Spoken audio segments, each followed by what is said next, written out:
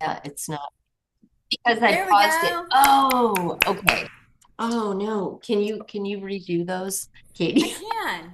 I Okay, can. I'm sorry. Okay, so I thought we were recording for the last 5 minutes and apparently we were not because I did the yeah, now I see the record button up here, but I did the thing, I paused and then I started it again. Apparently I hit the wrong button. Anyway, here we Yes. are. I'm going to start over again with the welcome and this is our second ever monthly Q&A session where REDjuvenator community members get to come in, participate in the call, ask questions and get free personalized healing guidance from me, where I can go into do a more deep dive in this conversational format than I can do typing in the group, even though I do deep dives in the group as well. But anyway, so and our format that we follow is pay it forward model, like in everything that you know that I teach about. So you can share a healing testimonial or age reversal or sleep improvement testimonial, anything with any of the formulations, whether it's the number three, REDjuvenator or the GREENjuvenator or the BLUEjuvenator, which are very powerful adjunct formulations, any sharing like that. And then you can ask a question that and get personalized guidance, or you can gift your question to somebody else who's new and who doesn't have enough experience yet to be able to share, or they're new in the community and they don't have anything yet to share because they just started. So anyway, that is it in a nutshell. And Katie already shared two amazing stories, but I'm going to ask her to redo them because we didn't. All right, Uh, no one fall asleep. They've already okay. heard them. But anyway, so I have three short ones. One is my husband. We started using the REDjuvenator about September 15th. And by November 15th, he had an esthetician out of the blue compliment his 86-year-old skin and Oh, said, I "Oh didn't my even hear the God, last time he 86. Oh my God. yes, Wow. That's yeah, amazing. And you said you used to yes, have a bunch of like dark age spots and stuff, and that's oh all. yeah, Yeah. mm-hmm, mm-hmm. So he's looking a Oh lot yeah, younger, they're which is gone. probably nice for you as well, right? Yes, yeah, Yeah. yes, How yes. did that make him feel, by the way, when he got that compliment? Well, first of all, he was shocked because he's Mhm. never had that compliment before, Uh-huh. and but he stands taller and grins more. So Uh-huh. He's feeling pretty yes, yeah, sassy. he has a Yeah. grin. I got a compliment from an esthetician, which is a big compliment, right? It's Because they're like, huge. they're used to seeing all kinds of stuff. So Yes, great. Good yeah. for him. What's your husband's name? Charles. Charles. Okay. Hmm. Good job, Charles. Yay, Charles. Okay. And then my second one that's a little quickie is that um, to like this morning, my kidney, my which one? Left kidney was hurting, Hmm. and in the past that tells me to drink more water, Hmm. and so then it hadn't happened in a while, several weeks, and so during my quiet time, I put the REDjuvenator over my kidney and had my quiet time and drank a couple of glasses of water, but in 20 minutes the pain was totally gone. And Good. so I Yeah. had immediate relief from pain when I do that. So Yeah, that's great. And when I asked you before about how long would the pain typically last when you would have these kidney flare-ups in the past, how long would it last? well, this it really once I use the REDjuvenator, it doesn't hurt. The No, no, pain's I gone. mean before you had Oh, the REDjuvenator, when you would have a kidney flare up and you'd get that pain. So even after you would drink oh, water, all it would day. yeah, so it would All last for like several hours, like all day. Even if you drank the water, it right. didn't open up the bottleneck that pain sensation you were feeling in your kidney. But now you said 20 20 minutes of the minutes was gone. REDjuvenator and it's gone and you're back to your day. And then I another use thing that I'd asked the first time was like how frequently were you getting those kidney like recurrences before you started using the REDjuvenator, whether prophylactically for the kidney or for anything? just pretty much occasionally, not daily, Okay. so occasionally, but then they were lasting longer. Hmm. And so it Yeah. was like, no, this is not right. Yeah. And So so, now you're getting them less frequently. I mean, overall, they're not happening as often. that you Yes, I kind of haven't like? had one in a while, Yeah. and had one this morning. It's warmer For the here first in the time. Dallas area. Sorry, there's my puppy. Oh, that's okay. Um, I've got 9 of them. so Um, more water at this yeah. time of year, Yeah. and plus the Um, Rejuvenator. was there anything else going on with the like besides the heat that we've been having here in Texas? Anything else going on that would be like stressing you out or anything? I'm just seeing if there's a correlation between anything like that besides just not drinking enough water. Oh, well, it's June. June is always an interesting, intentional month. So Okay. Is why June, if you don't? just it's the end of our seminar year and goals. You want to cross Oh, the finish okay. So line it's kind of and like a goal, like it end kind of like the end of your year. So you have to correct. cram in a bunch of stuff. So it's Yeah, probably a more stressful period. Yeah, yeah, because I would kind of expect that, especially if you hadn't been having the kidney pain in a while. right, And you've been using the Rejuvenator whenever it comes up, but you're getting them less frequently. So it seems like it's more than just not drinking water. It's a combination right, of that with the additional stress that then is stressing the kidney energy system to kind of go, eh. Yeah. right. Plus, I get to care for our 99-and-a-half-year-old mom. So, Oh, wow. yeah. That's another, yeah, a lot of it. Does it get harder with the summer heat? Maybe it just Hmm. now started to get hot, so we'll Yeah, see. I know. Yeah, believe me, I know. I'm not that Yes. far from you. You're probably like 3.5 hours from me.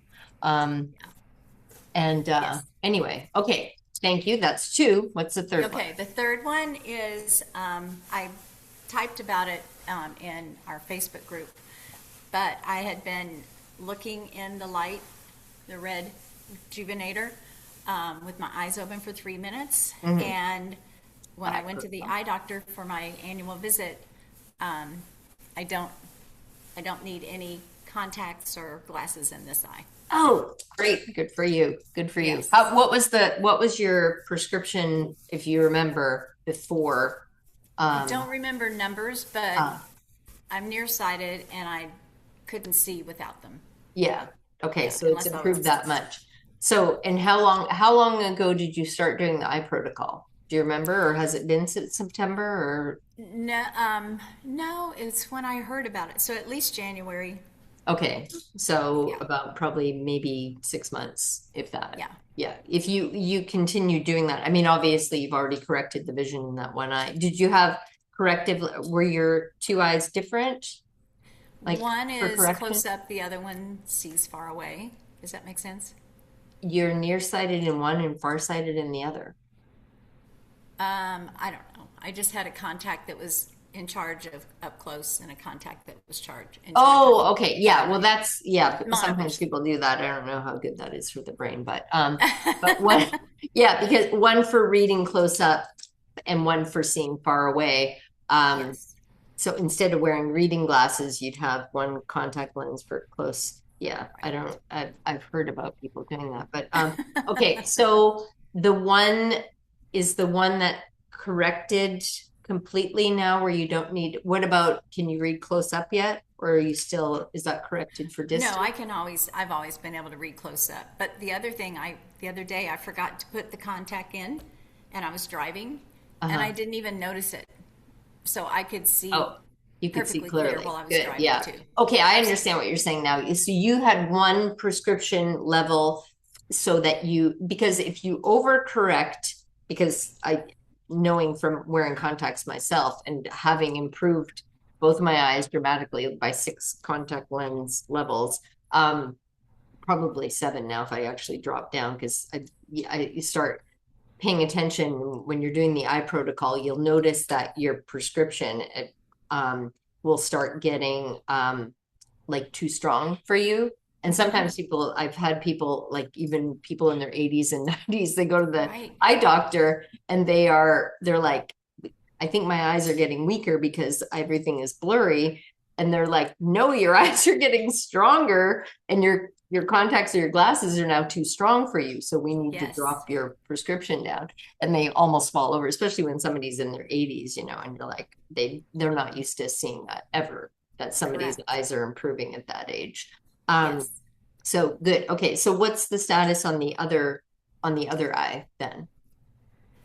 Um, well, I still have that one contact. And so, but what I noticed is that when I was driving, I really could see, and I've Yeah, been wearing glasses since third but you grade. didn't wear, you were driving with no contacts Correct. the other day. Yeah. No So correction. you might well you'll eventually get to the point where you won't need any at all. Right. But but you want to give your body and your eyes an opportunity to, because if you're that, it's like, you know, when you're on crutches, like if you break an ankle or something like that and you have to walk around with crutches, you don't want to keep using the crutches because the bone will never regrow and form. You need to put it needs to be challenged in that way to come back. Otherwise, the crutch is like a permanent crutch. So same thing with your contacts. You want to have more and more time where you're not wearing any contact lens, or you may already be there if you're driving and you didn't even realize that I you didn't forgot to put notice your it. contact lens in. Yeah, but Oh, be willing to like let go of them because you won't need them.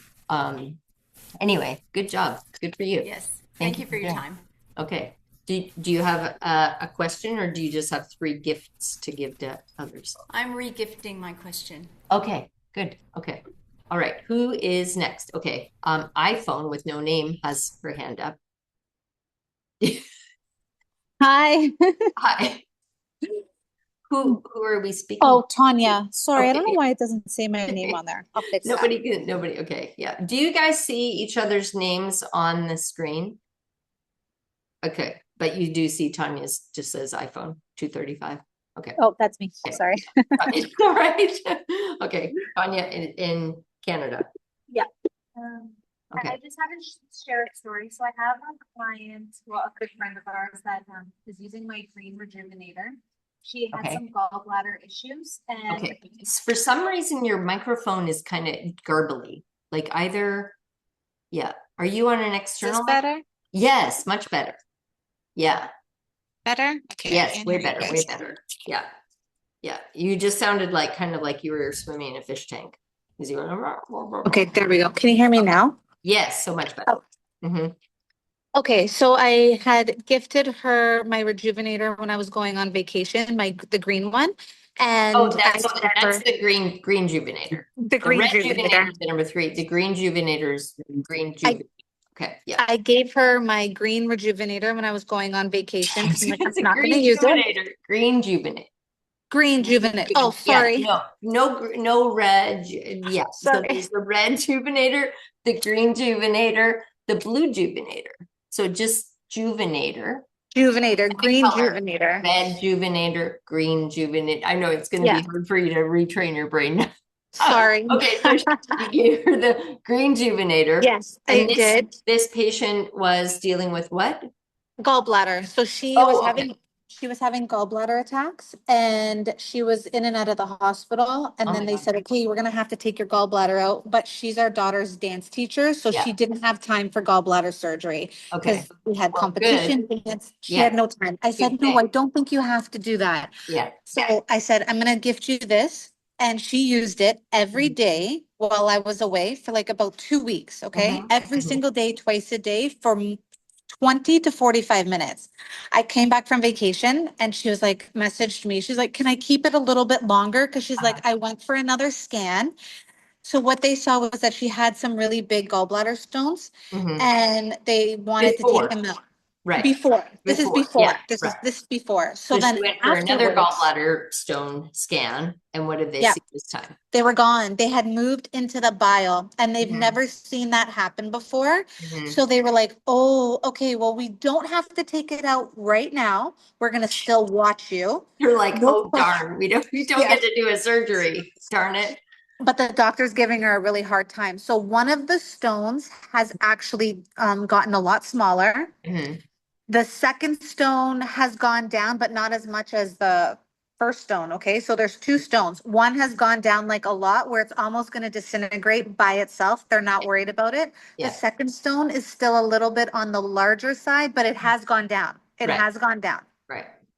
So then she went back and she's still using it. Mhm. Went back for another scan, and then they said, well, some like they can't understand it because they said Right. we've never seen the stones move from the gallbladder. So it's continuing. I think she went back to say that it was because they were worried when it moved to the bioduct Uh-huh. because they thought that that's when they were going to have to do their surgery. Right. And then she said, no, you know what? It's made its way out of there and it's Mhm. really close to where the gallbladder is. So Yes. Plus now it's she's shrinking. Hello. yes. Yes. But Mhm. so when she's using it, Mhm. she messages me and she's like, when she places it on her abdomen and like Mhm. super close to the gallbladder, she was like, could feel it moving. Really? She's like, my tummy was grumbling. There was a lot of motions going on. And she's like, now she has to use it every day because she's like, when she even knows when she ate something that she wasn't supposed to, Uh-huh. she goes and uses it. And she was Yeah. like, that helps her whole digestion and Mhm. everything's moving beautifully. So far, no surgery. I think I read on the group that if you place the green juvenator on your legs, your thighs, Uh-huh. on the outer thighs. Did you Oh. see that? Well, I've talked about putting it on the tops of your thighs and the Yep, outer thighs, but yeah, so because the gallbladder meridian runs along the side of the well, it's along the whole side. I mean, it does yep, if you look at the image, but it starts here, which is why gallbladder and liver affect the eyes. And it goes yep. here around and then to the where people often get blocked energy and they get occipital headaches, and then up over here. And then it Okay. goes back here. And then this is a point that's often very stuck on people that have gallbladder, liver, and they get tension headaches and tight shoulders. Then it comes down here. The Chinese version of the meridians, which is incomplete, only goes to the back and then comes around and then starts here and goes down, which the Japanese Zen Shiatsu Masunaga meridians also do that, but they go down the side. So we're like perfectly down the middle and down the sides of the legs, all the way down from To the ankle. along the side, like right at the midline Yep. of the side of the leg to the fourth toe. Yes, I And have her then placing it now. yes, and then also the extension, because all the meridians go through the arms and the legs, but the Chinese system lost half of the information a long time ago. So and this is where a lot of times they don't have an exclude or like purple tunnel and stuff like that. So it goes down the middle of the side of the arm to Yep, this finger. This finger. yep. And so you'll often see people will have it'll often kind of get bottlenecked up here or here where they'll have pain, and then pain along the side. But treating any of those is good for the bottleneck, but but go ahead and tell me what she did. So So did you tell? now I have her placing it on the sides of her thighs, on the outer sides. So we Yes. just started doing that about last week. I touch base with her about once a week. So Okay, I haven't heard about that part yet. one of the most powerful things, and I've seen when you answered another question, I didn't have a chance to respond to it yet. In the group, anytime there's liver gallbladder related stuff, the most bang for your buck is going to be these two protocols: the abdominal protocol, Yep. treating the entire abdomen, and the detox protocol. So this one especially, this is going to treat the entire gallbladder meridian. So it's not just treating locally, which you can do, and I sometimes have her will be doing that one as well. oh, okay, good, I yeah. have her doing, I have her doing the detox, the Mhm. abdomen, and now I just had her Added it. adding Okay. it to the outer Sides thighs. of the legs. Okay, good Yep. job. Yeah. But Yep. those are sometimes people forget. It's like, no, if you liver gallbladder, anything liver gallbladder, do Yep. the detox protocol and the abdominal. Abdominal, I always tell people, if you're just starting out and you have a lot of toxicity in your system, start with at least a couple weeks just abdomen. So that gets things moving. Moving. Because That's you what we want to be did. able to dump the toxins, but then poop them out. So you don't Yep. want them staying in your gut. So you need to make sure that that energy system with digestion, assimilation, all that, spleen, stomach, and liver gallbladder are working properly before you start dumping a bunch of toxins. Okay, so here. that's exactly what I did. That's what she was doing for the first few weeks. And now I Mhm. said, dance is over now. We're off Yeah. dance for 2 months. So I said, you can up it now. And I said, now you can start doing the detox Yeah. and let's start treating other meridian points on the body. So that's where we are right now. And we Good are job. surgery free and no more gallbladder attacks. Good. Yay. Yeah. Good job. Yeah. Good guidance. Good guidance. Yeah. Yeah, and Tanya's been one of my apprentices, so she's learned from the whole, apprenticeship training A program. lot. Yeah. Thank you. Yeah, so I just wanted to share that part and then I'll just kind of keep it updated. I'm still also treating my dad with Oh, just to go back to the Yep, gallbladder thing. sure. Whatever, I mean, you know how the Western medical system works. So they're going to keep trying to tell her, we should Yeah. really take out your gallbladder just to be on the safe side. I They guarantee are. they will do that. They Don't are. let her do it because they don't ever tell you about the downsides of taking No. out your gallbladder. She will have so many problems for the rest of her life for eating and digesting and all kinds of stuff. 100%. So just fix the organ system. It's just temporarily not getting the energy that it needs, but she's already seen this massive improvement. So just Yeah. sometimes they're so like high pressure. They call her all the time. Oh yeah, I know in Canada They it's call terrible. her on a They regular literally, basis. I have friends that are still in Canada that tell, they literally will harass you. And it's like, They are. especially if you have kids also, you're being an irresponsible parent by not doing this surgery for your kid or whatever, like not giving them this drug. They are so bad. Yep. Go on YouTube. I have to probably reel it in a little bit because we don't want to get I hear you. but yeah, so yeah, they literally harass you. It's like I can't even think of an analogy, like just bullying. And so just help her stand her ground and say, Yeah. no matter what, don't let them cut out that perfectly good body part. It's No, fixed. she won't. Yeah. Not that she's seen this improvement. Like she's like, there's no way. And she's working with a naturopath doctor right now too, just Good. helping. They're trying to dissolve it to see if it can just like break it down even more. But her naturopathic doctor says you continue to use that green light and let's keep going. Like just Yeah. keep using it. They believe Yeah. in it and we're seeing great things. A little update on my dad. He's still pretty stable from like I was treating his lungs when we would have all of those toxins. He had all that huge toxic, like Huge. all the toxins that released from his back. This is Yep. from smoking for most of his Yep. life, right? So how many packs of cigarettes? Like a lot. I mean, he's gonna be 80, so he's been smoking like a really long time. Uh-huh. But packs, he hasn't done that for a really long time as well. Let's Still just medication rewind free. to fill people in with Oh yeah. because when you started treating him with the number 3, Yeah. that was sometime last year, right? Sometime last year. Yeah. Well, he's been using the number 3 for let's say about a year. Okay. He did have a stroke though this December, Mm. December 3rd, he did have a stroke. He's still smoking. He's still smoking. Yeah. Yeah. That's the sand in the gas tank that I talk Yeah, about that's because it's like you can have all this amazing healing, but keep putting the garbage in the system, your body's going to keep like you can stay ahead of it, but he is liver gallbladder. That's like liver gallbladder.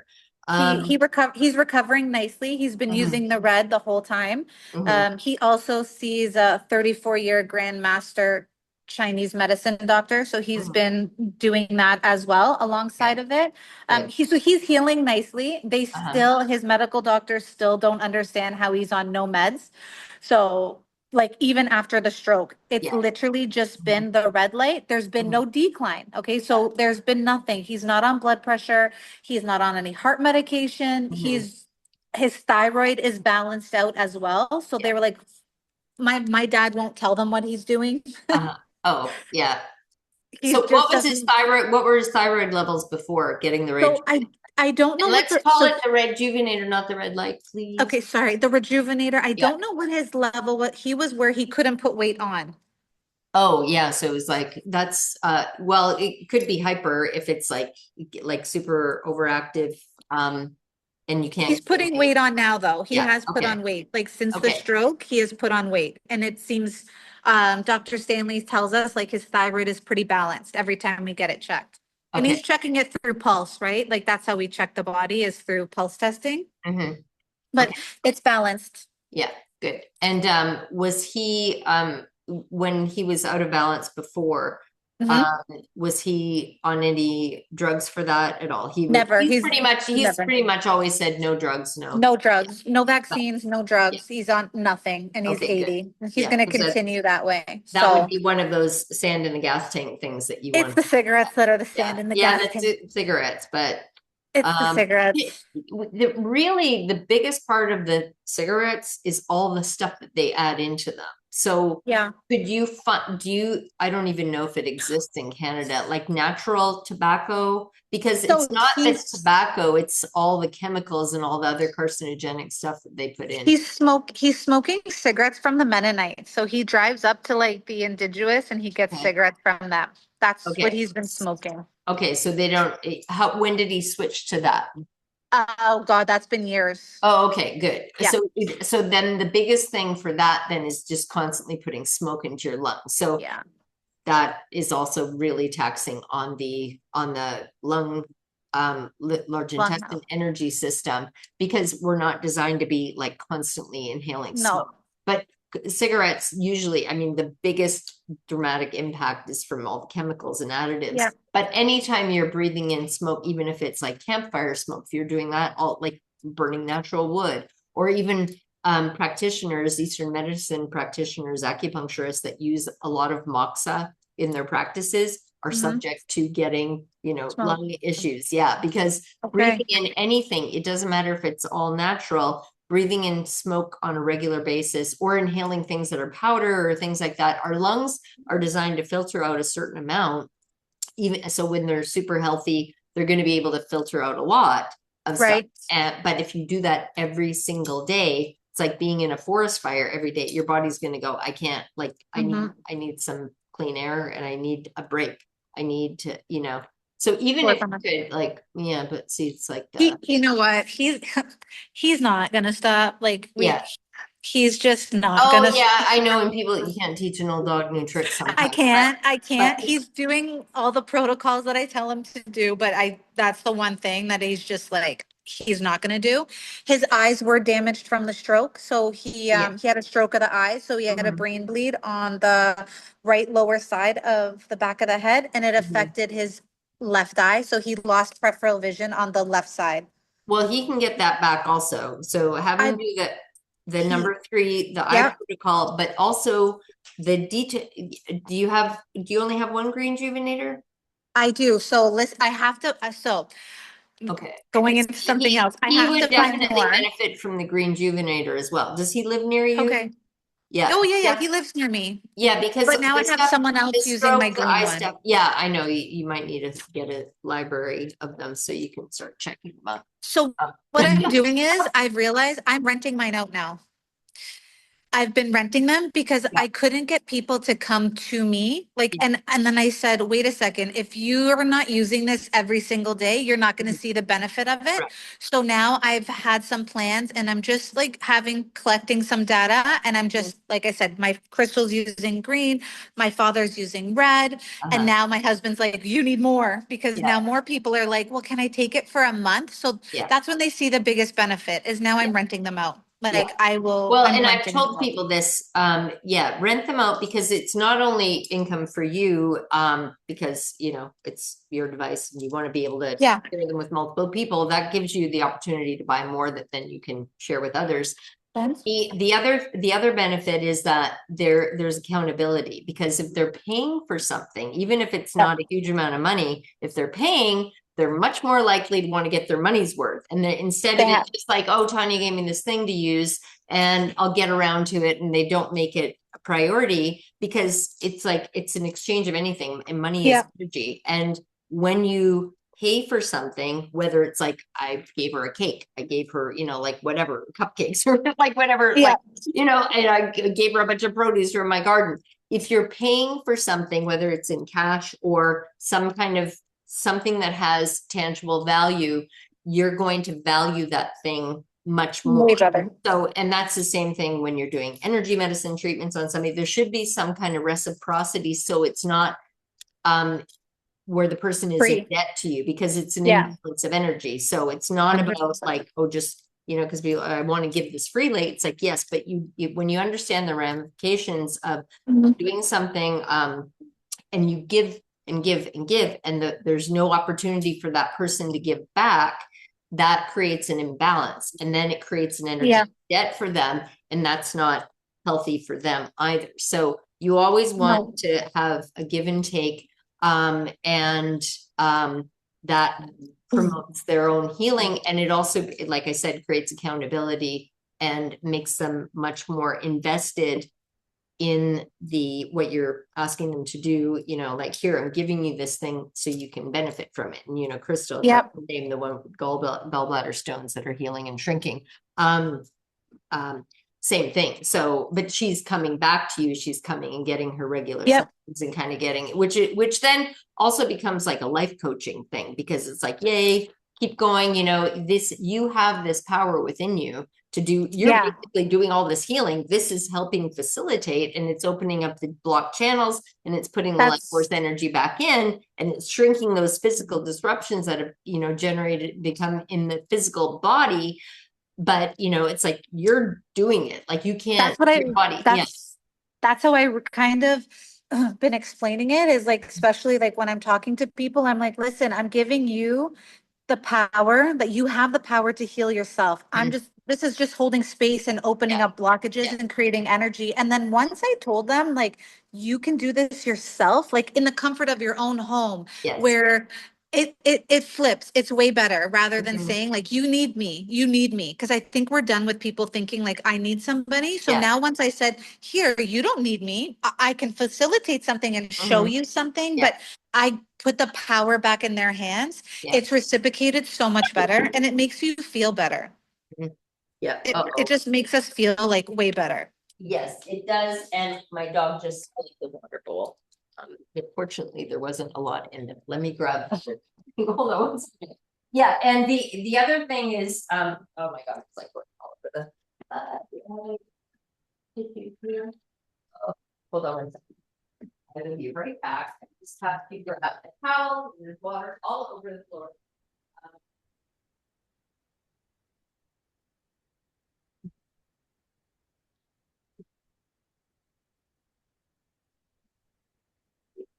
Water bottle over. And it's like, I'll be right back. Yes, so having that understanding, and that we have this ability to heal, and at any time, because we have been programmed to think, oh, you need somebody, especially you need somebody in a white coat, you know, that's going to tell you what to do. We've been so programmed with the media and, you know, big pharma. Can you tell her I'm going to transfer? Sorry. They've never done this before, where they've got the water bowl over while I've been doing a report. Yeah, so understanding, they don't want you to realize that you have all this capability and this healing power within yourself, because they wouldn't be able to get you to take all those drugs and surgeries that are completely unnecessary.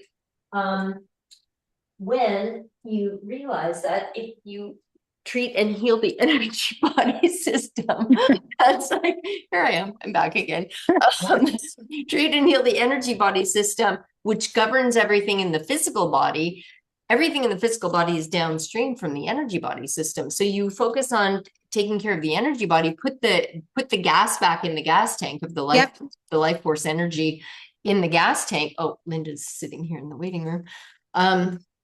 And open up the blockages, the kinks in the hose, you know, the channels that have gotten blocked. You open those up, and then you heal anywhere that there's any kind of physical tissue damage or something that shouldn't be there, like gallstones, or a deficiency where there's not enough energy going somewhere. So it's either allowing something to grow, like cancer, you know, which is nothing more than a combination of toxicity and stuck energy and depleted life force energy. And when you take care of the energy body system by, you know, like what the REDjuvenator, GREENjuvenator, and BLUEjuvenator are doing, you put the life force energy back in, you open up the blockages, and you heal wherever there's any kind of physical disruption that's already occurred. And then everything gets fixed again. And you're not like, they want you to think that, oh, we're going to manage this for the rest of your life. You're never going to, you're always going to have to take this thyroid drug, or you're going to have to take this pill to manage your blood pressure or whatever. Mhm. Anyway, you know. And I also have them treating, I also have them all treating their kidneys because that's the powerhouse. That gives them all the energy. So I'm like, make sure you're treating your kidneys as well so that you're fueling the body with energy Exactly. to help you get through your day and just to give your body the energy to be treating other areas as well. Exactly. Yeah. And I call the kidneys kind of like the reserve backup tank. So if you're dipping into your reserve backup tank, which means that people, when they have accelerated aging and graying hair and weakening bones and things like that, teeth falling out, that's your backup reserve tank. So Right. now you need to really start, focusing on, you got to fill up the reserve tank and then start filling up your main tank, because you don't want to be dipping in your reserve tank, because that's when all the health problems Okay. compounding.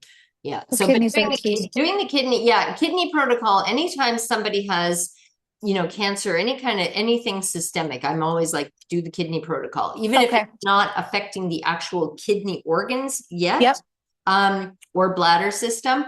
But you want to, like, anything that's systemic means that you're dipping into your reserve tank, or if you see Okay. accelerated aging or depletion of the any of the physical components of the physical body that are tied in with kidney bladder energy, which are, do you want to tell me?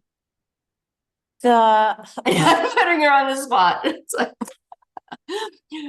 okay, what's inside your arm? These solid things. well, I'm just telling the whole arm from our ear all the way down to, like we said, our finger and on the. No, that's the gallbladder meridian. Oh. That's I'll help you out. No, kidney, the organ, the physical body parts that are controlled and governed by kidney energy: bones, all our Okay. bones, teeth. When people start getting graying hair, so the typical signs of, like, when you see somebody like, oh my God, I haven't seen them in 3 months and now they look like they're 40 years older, like, because their hair is gray and their teeth are falling out and their bones are, they have osteoporosis. When you see people that are hunched over like that, Yes. That's the kidneys.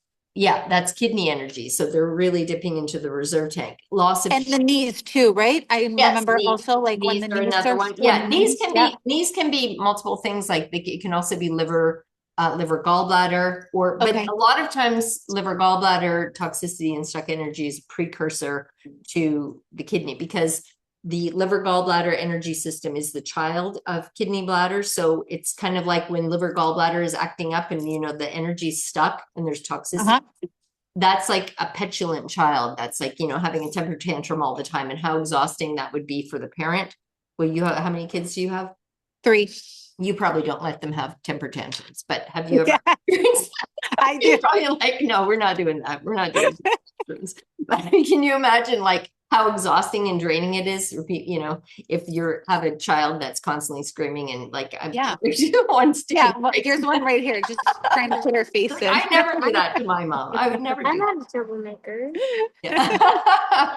But anyway, so it's like a petulant child, the liver gallbladder energy system acting up, getting stuck, and toxic overload, then depleting the kidney energy system, where it's like a child that's constantly screaming and yelling and having temper tantrums, where the kidney energy system is just going, I can't, I'm exhausted. This child is taking all of my life force energy. So that's why it's a very common sequence. That's why liver, gallbladder, and spleen, stomach energy systems go out of balance hand in hand. One will affect the other, and then kidney comes after, because so that's why the REDjuvenator is foundational for, that's like treating root chakra and all that, the most physical aspects of the physical body and energy body with the red and near infrared. Then the GREENjuvenator, which treats liver, gallbladder, and spleen, stomach, because those are the first energy systems that typically go out of balance from stress or lack of nurturing and things like that. And then kidney gets affected. So that's where the BLUEjuvenator comes in. So REDjuvenator, foundational, universal formulation, like kindergarten through master's level in your healing process. And then GREENjuvenator is like PhD. Now we're going to go dive even deeper, even though Okay. you feel amazing. So usually, I'm gonna give that one to my dad now then, because yeah. he's been on the red for so long. So now Yeah. I'm gonna, okay. Yeah, and And he'll have much deeper, especially because okay, the stroke, he's still with the cigarette smoke and weakening his lungs. Yeah, if even lightening up, like smoking less would be like he is is. a substitute Yeah. something that would kind of give that same kind of, because sometimes it's the oral fixation part as Yeah. well, the habit. So reducing the smoking, even if he's not giving it up completely, will make a huge difference. But adding in the GREENjuvenator will help because it's still, contributing to the liver gallbladder stuff. Okay. Stroke is liver gallbladder stroke. Okay. When somebody has it in, as you saw, and the eye. Yeah. It's the eye right now that we're trying to heal the eye now.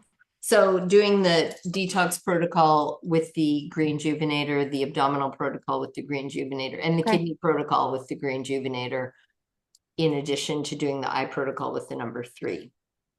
And Crystal, who I gave the green one to, I never gave her the red because I didn't have one available. I just put her straight to Yeah. green, and I wasn't sure if You she could handle it, but she did. She did, yeah, and you can do that, but the reason for the number 3, the foundational, because it's like you want to build that strong foundation. You don't just want to use the formulations for treating symptomatically, Right. because liver gallbladder, obviously gallstones are related to liver gallbladder energy, but you still want to create that strong foundation. So you don't want to just like go up to like, I'm going to build this part of the pyramid up here. You can do that, but it's like you still want to build the strong foundation.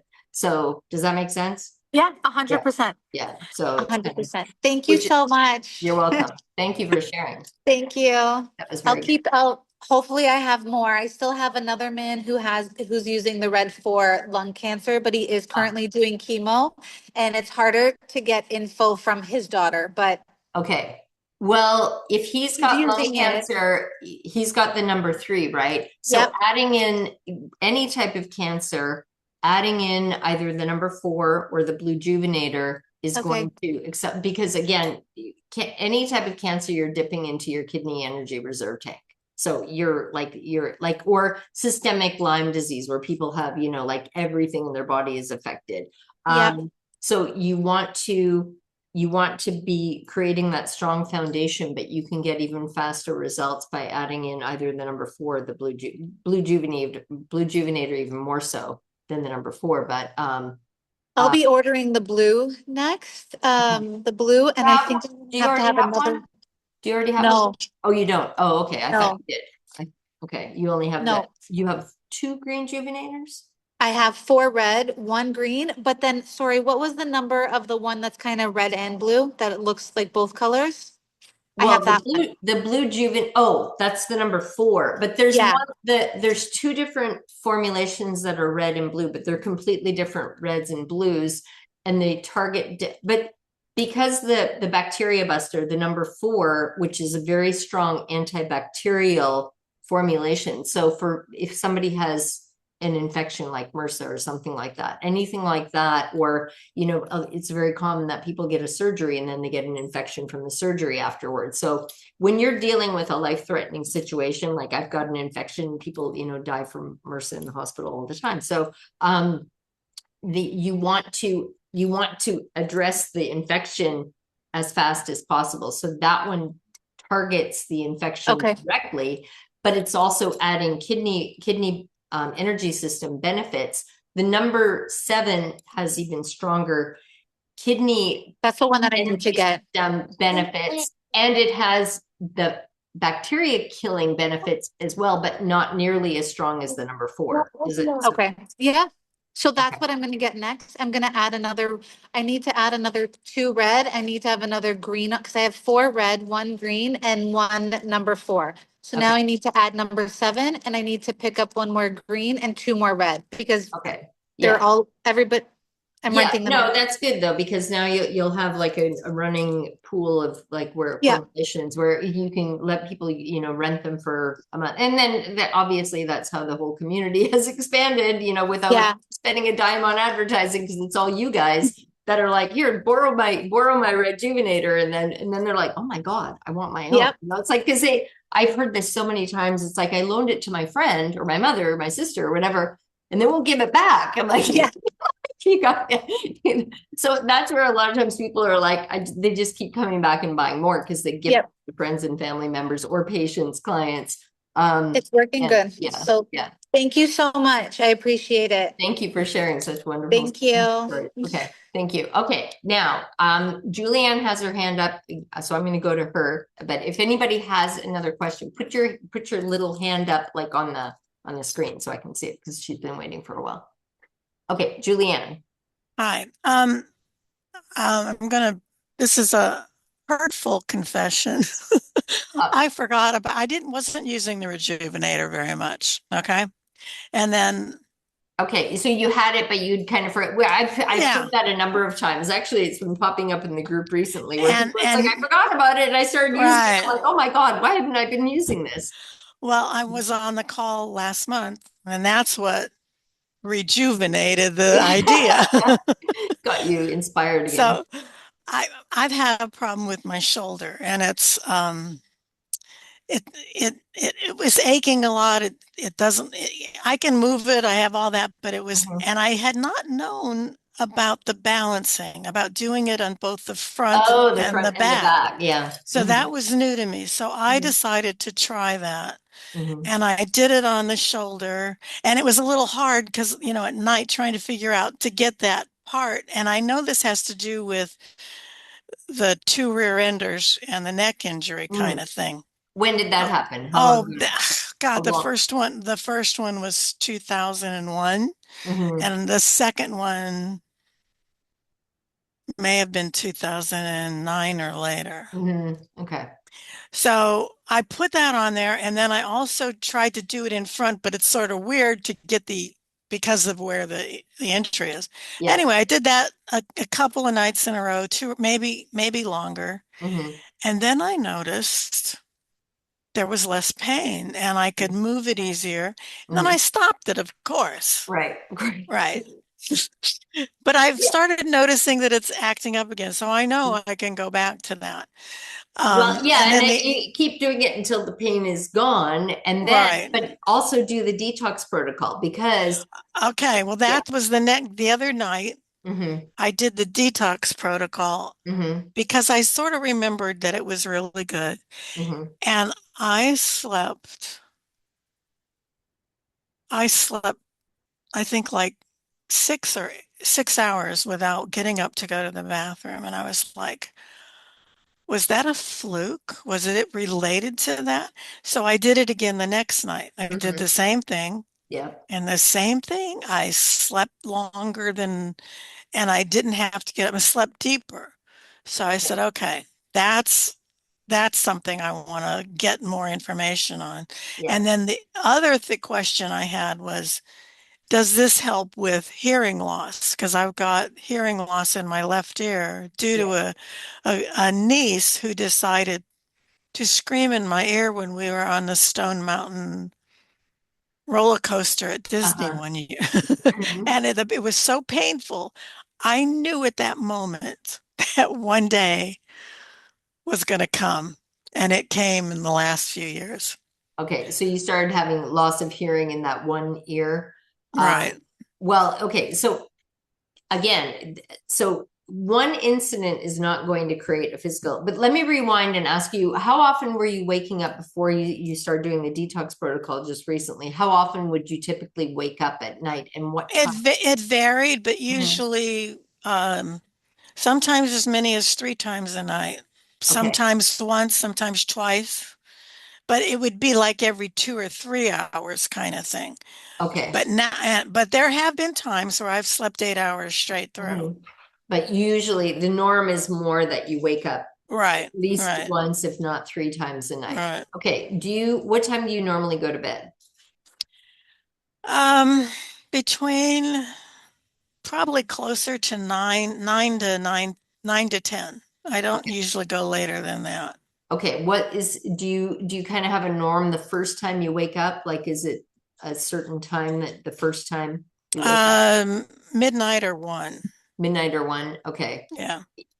Is it like 50-50 or is it closer to one? Because 1 to 3 a.m. is the time of the liver. So usually when people wake up, like even if they've gone to bed 8 o'clock and then they wake up around, 12:30 or 1 in the morning, sometimes as late as 4 in the morning.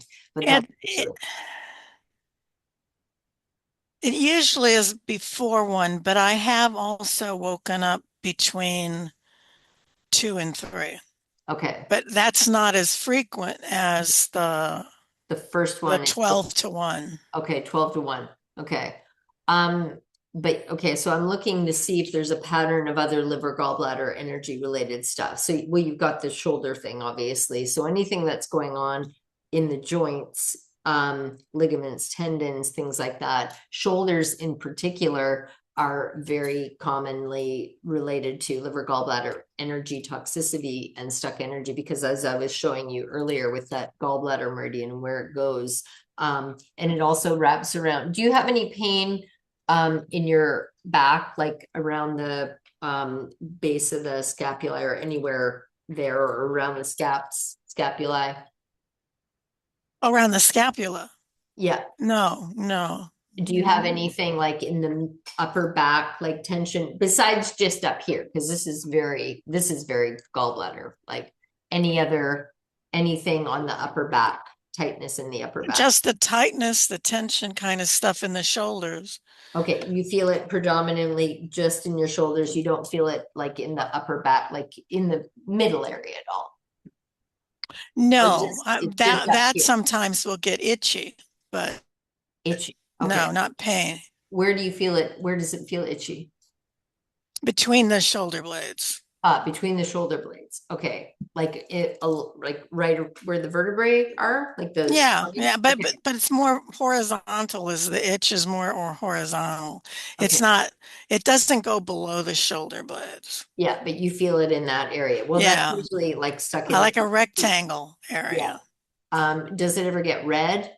I Like don't know. I don't think if so. you don't No, see it. I don't see that. I don't think it's a rash because I think my husband would have said something. No, it doesn't. You don't have to get a rash for heat to be itching and redness is always an indicator of heat kind of coming to the surface. And because you're having it like right where the liver area is between the scapulae, and it's going laterally, that tells me. Do you ever sweat at night?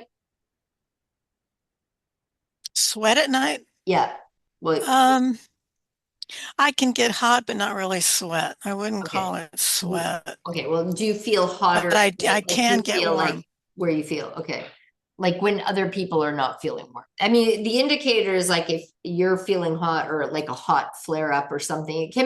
It can also be like in the middle of the day. That's even more so. When women go through menopause, it's very common that they get hot, quote unquote, hot flashes and they think, oh, it's just menopause. It's like, no, that's actually a sign of real imbalance. So it's not going through menopause doesn't mean that you should have hot flashes. It's just very common, but it's not normal. So same thing, like feeling hot at night, feeling warm at night, feeling hot at night, and then to the extreme sweating at night. That's like yin deficiency, where your air conditioner isn't working effectively. But it's related to liver gallbladder energy also. So I'm just looking for, because of the fact that you're having the itching right in the liver area on your spine. Okay. Looking for what other health symptoms of any kind do you have? Like, how's your digestion? Are you ever constipated or soft stools, anything like that? My digestion's pretty good. I I wouldn't, let's see. I take things, what do you call it? Like I take some herbal products that help me go to the bathroom. Yeah. So otherwise, if you didn't, you'd be run towards constipation. I would become, yeah, more constipated. Okay. So that helps with that. And when you do, what are you taking for herbs? It's a blend. It's got cayenne and berberine and trying to think of what else it's in it. Hmm. How much It's a how much cayenne? Because cayenne is cayenne is typically used as a catalyst in herbal formulations, but typically like a very, very small percentage. But if you're taking cayenne on a regular basis and you're already yin deficient, it's actually going to make that system even weaker. So it'll exacerbate the problem that you're actually trying to medicate by taking the herb. So it like Oh, this consider has got cinnamon, garlic, oh, ginger, oh my goodness. dandelion Oh, roots, hawthorn berry. So it's a large number of things in it. yeah, those are, and most of them are hot, like hot. The cinnamon is very It- hot. The cayenne is very hot. What was it? There's beetroot and aloe vera. Yeah, the aloe vera is It's cool got also. But what were the other ones? and milk thistle, apple cider vinegar, ginger, garlic, Yeah, the ginger and the garlic hawthorn are also berry. very, very hot. So Okay. is that something that sounds more like a liver support, something you're taking for? That's and it's got turmeric and Mhm. chestnut Yeah, and another hot. ginseng and Hot, lemon. hot, hot, hot. Okay. Oh, well, those are like hot, hot, very, very hot. So that's Okay. actually going to exacerbate the constipation by adding the heat into the system, which is hot and drying when you're already, so taking things that are going to be more like aloe vera is fine, like things that are cooling and but more mucilaginous that are going to be supporting large intestine. That, and this is where a lot of times people take herbal supplements and they take them like they keep taking them every day. Herbs, if they're as long as they're whole plant medicines and not standardized, which is basically taking a plant medicine and turning it into a drug, as is the norm in this country, where people buy things that are ready-made, and it's like they want to be able to put exactly how many milligrams of whatever substance on the label. So that's called standardized herbs, where they're taking a chemical component out of an herb and they're turning it into a drug. So they're like, we know that this chemical component from this herb does this thing. So they might have part of the whole plant, but then they like standardize part of it and it's isolating. It's no longer a plant medicine. It's like taking chemical components and using them as a drug to address specific symptoms. But in any case, even if they're whole plant medicines, which is far better, so you're not going to get that consistency. You can't exactly measure how many milligrams of this substance there are in this because it's a plant. Depends on where it grew, what the soil was like, how much sunshine it was getting. So that's naturally variable, but that's also desirable. So regardless, taking all of those heat forming things, okay, even any herbal formulation that you're taking on a regular basis, herbs should not be taken as a supplement. They are meant to gently bring you, well, sometimes dramatically bring you back into balance, but you should always take herbs in a way that you're like 6 days on, 1 day off, 6 days on, 1 day off, 6 days on, 1 day off, then a week off altogether, because you have to give your body time to come back into balance itself. The herbs are a support. Okay. They're not a crutch. They are to help you get back into balance. But if you're taking them every single day, that's like what I was talking about before. It's like your ankle, if you use crutches and you never put weight back on your ankle, you're going to be, your body is going to be dependent on those crutches. So same thing with herbal support. So you want to take them as a support. And then you like, a few months of support, like any longer than that would be unusual. And you won't need the same herbs because when you use them properly, like 6 days on, a day off, 6 days on, a day off, 6 days on, a day off, then a whole week off. So 1 week off in the month, and then do it again, 6 days on, a day off, 6 days on. That way you're improving, and your body's going to start learning how to use the systems that the herbs are helping you to restore functionality in them. Got it. Yes. And again, but if you're taking standardized herbs, you're not getting any of the holistic plant medicine, the whole plant medicine aspects and benefits, which is huge. So it's not just about the chemistry. This is the Western medicine, the whole, even like a lot of alternative modalities that focus on chemistry. When you understand that, chemistry is downstream from what's happening in the energy body system. So even like practitioners that say, here, we're going to give you all these supplements. We're going to look at your blood work. We're going to see what chemicals are deficient, and we're going to give you those chemicals. It's like, that's irrelevant. It's like all of that is downstream from what's happening in the energy body system. When you address the weaknesses and the stuck energy and the blockages in the energy system and fill up that life force energy gas tank, all of the physical systems downstream from that start working again. So the foods, as long as you're eating real food, obviously, because, like going and eating McDonald's, there's no nutritional value, not at all. But as long as you're taking real food and eating a variety of foods that are real food, not, processed, devoid of nutrients, like things that no longer have anything close to, or artificial flavors and chemicals. And I know you're very health conscious, so you're aware of all that part. And I do use a lot of those herbs naturally. I mean, I use ginger in cooking and Italian parsley and stuff like that. Right. Parsley isn't a problem. Okay, these are the things that are very, very hot. So when people, like, let's say I eat garlic and onions all the time, and I have then they have all these heat related symptoms or constipation, like from the dry. I'm like, what are you eating? Because sometimes people, I eat a really healthy diet. I eat grass-fed beef and I eat, blah, blah, blah, and these things. And I'm like, okay, what spices and herbs are you using? Oh yeah, I put garlic and onions and everything. I love garlic. And I take cinnamon pills because that's supposed to be really good for your blood. And I take ginseng and I take ginger because that's supposed to be really good for you. And they're like pieces, parts, and these are all very, very hot. So ginger, ginseng, cinnamon, nutmeg, cardamom, cloves, turmeric, what were some of the other things? Onion, garlic, chocolate is very hot. Alcohol, high grade alcohol, like any super alcohol, like vodka, tequila, any of those are hot. Wine, all wine is very, very hot. It doesn't matter if it's cold white wine, or, cellar temperature red wine. It's still hot in energetic nature. So when people start paying attention to like, oh my God, no wonder I'm, feel hot at night and I've got itching on different parts of my body or on the liver area, like the heat's trying to come out. So, when you start paying attention to what you're consuming, coffee is also very warm.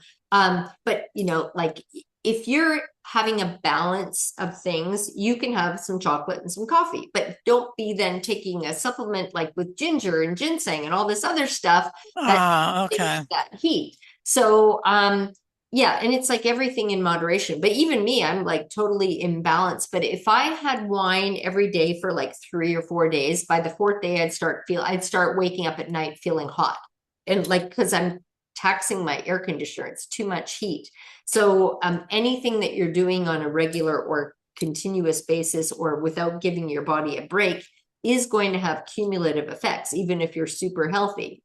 So, and same thing, you can go in the cold direction. I just much more often see people go in the heat direction because of all the things that are like, oh, these are tonics and they give you energy and astragalus and all the stuff that, like in ginseng and ginger and things that people are like, oh, cinnamon and all these things that are supposed to be, oh, blood purifier, garlic, and all are very hot in nature. And because the tendency is for people to feel tired, so they want to take things that give them that energetic boost, but and coffee and things like that. But then you're actually adding more and more heat to the system, and you're making yourself more and more depleted as a result. So you get more tired. That's why you've probably heard, it's very common where people drink coffee so that they get the energy from the caffeine. But if you keep doing that and then you need more coffee, like 1 cup of coffee used to be fine. Now I need 2 cups to get the same kind of energy because I'm becoming resistant to the caffeine. Now I need 3 cups, but you're still taking in that caffeine, and then you start getting adrenal burnout, which makes you feel even more exhausted. So you drink more coffee. So that's the thing about chasing symptoms with chemistry. You're always going to go downwards. Like it will be a temporary fix. It's like people, you know, you drink a bunch of alcohol. At first you feel like elated. I feel great. Now I feel like depressed and, you know, like belligerent and whatever, like the other things. You know, a little bit is good, and then too much, and then especially too much on a regular basis creates the very problem and exacerbates the very problem that you're trying to medicate with the chemistry focus. So Okay, I got it. so All right. focus on adding in more cooling things. I would stop taking that altogether for now. Because the heat thing that you're getting, the itching between your shoulder blades and the liver gallbladder stuff. Anytime that there's liver gallbladder stuck energy or toxicity, there's almost always heat that is combined with it. Because if you think of like an engine revving, like, you know, you've got a race car up on blocks and the engine's revving and the tires are spinning and all the smoke's coming out of the engine because it doesn't have anywhere to go. That's kind of what's happening in your body when you have stuck energy in the liver gallbladder energy system due to stress and toxicity, toxic overload. And then it bogs down the system even more. It kind of creates that quagmire effect. And then when you have a combination of that together with spleen stomach energy being weak, not assimilating the nutrients from the food, not transforming fluids that you're consuming, so you can get, you know, like eat a meal and then you feel bloated afterwards. Like that's like the digestion isn't working. So I'm going to take things that are going to help me with my digestion, but then you're like, you're weakening the very systems that you're trying to support the symptoms instead of supporting the energy system, which is upstream. Does that make sense? Yes. Okay. Yes. Yeah, so I would stop taking that herbal supplement. Well, and again, check and see if it's standardized, because again, that's even worse. If those are standardized herbs, or sometimes herbal manufacturers we put in some of the whole plant and then we put in the standardized stuff so we can put on the label that this is consistently, but really it's just kind of because more people are becoming aware of standardized herbs that they're not good for you. But because it's 100% chemistry focused and it's taking a natural plant and turning it into a drug. But where was I going with that? I was talking about but again, understanding that you shouldn't be using plant like herbal medicine like that as a regular ongoing thing. Think of it in terms of I'm using it as a support for now to help get back into balance, and then I'm not going to take it anymore. So, but the fact that you're taking it all the time, trying to overcome the fact that you would otherwise be constantly constipated, it becomes a crutch. So your system is now relying on that. So,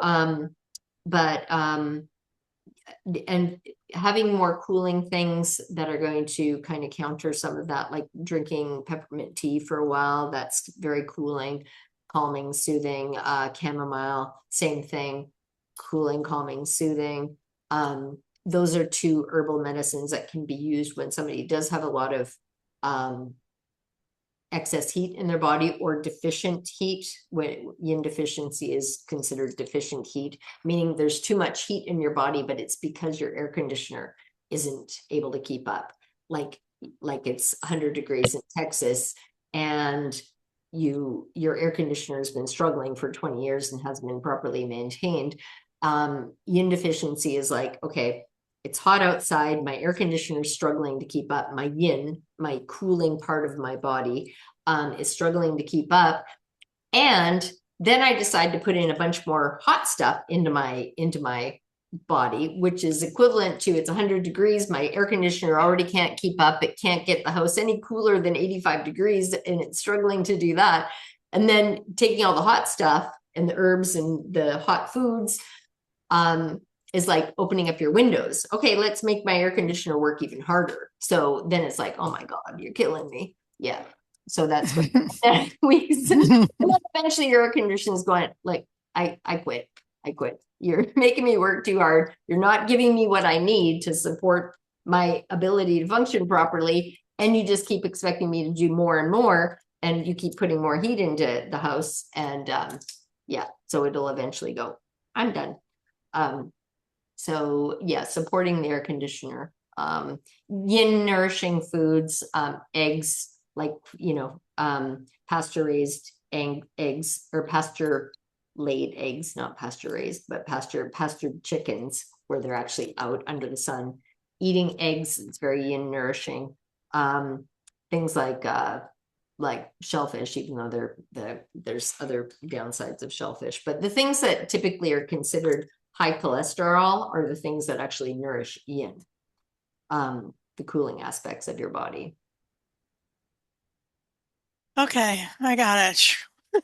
I know there's a lot. Well, I do talk about this stuff in the community all the time. Like I'm constantly repeating about the heat forming. It's like how much, and they tell me their symptoms. I'm like, it sounds like you have a lot of heat in your body. What are you eating? And what supplements are you taking? And then sure enough, there's like, oh, onions and garlic every day. And oh yeah, I drink a lot of wine. Beer, by the way, is cooling. That's it. Years ago, when I learned all of this about, started focusing on the energetic aspects of food decades ago, instead of the chemistry aspects.